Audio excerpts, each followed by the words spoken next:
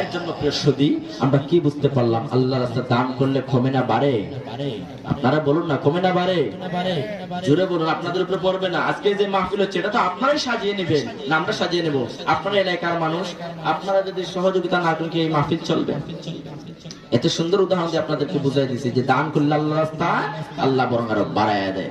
আল্লাহ কি করে? বিপদ আপদ থেকে বান্দাকে হেফাজত করে। যখন আমরা কোনো কঠিন মুসিবতের মধ্যে পড়ে যাই তখন আমরা কি করি? হুজুর দিয়ে দোয়া করে, কিছু দান সদকা করি, আমরা অনেক কিছু মান্নত করি, তাই কি না? এর জন্য আমরা কি বুঝতে পারলাম? আল্লাহর রাস্তায় যদি আমরা দান করি তাহলে আমাদের দান কি কমবে না, বরং আমার আল্লাহ কুরআনুল হাকীমের মধ্যে তো বলে দিয়েছেন আমি আমার ওই বান্দার দানকে আরো উত্তম বিনিময়ে বাড়ায় দেয় এবং আমার বান্দাকে আমি আল্লাহ বিপদ আপদ থেকে হেফাজতে রাখি।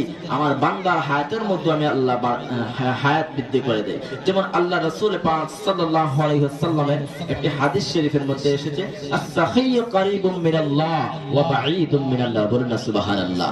আল্লাহর হাবিব মুহাম্মদ রাসূলুল্লাহ সাল্লাল্লাহু আলাইহি ওয়াসাল্লাম বলেন, আস-সাখিয়্যু কারীবুম মিনাল্লাহ, দানশীল ব্যক্তির একদম নিকটে স্বয়ং আমার আল্লাহ পাক রব্বুল আলামিন থাকে। আপনার আমার একদম নিকটে যদি আল্লাহ পাক থাকেন তাহলে কি আর কোনো চিন্তার কারণ আছে? আর কোনো চিন্তার কারণ নাই, আর কোনো চিন্তার কারণ নাই। আস-সাখিয়্যু কারীবুম মিনাল্লাহ, দানশীল ব্যক্তিদের একদম নিকটে স্বয়ং আমার আল্লাহ থাকেন। ওয়া বাঈদুম মিনান্নার, এবং দানশীল ব্যক্তিদের থেকে অনেক অনেক দূরে জাহান্নাম থেকে। সুবহানাল্লাহ। দানশীল ব্যক্তিদের একদম নিকটে আমরা পেলাম আল্লাহ থাকেন এবং জাহান্নাম ওদের কাছ থেকে অনেক দূরে থাকে।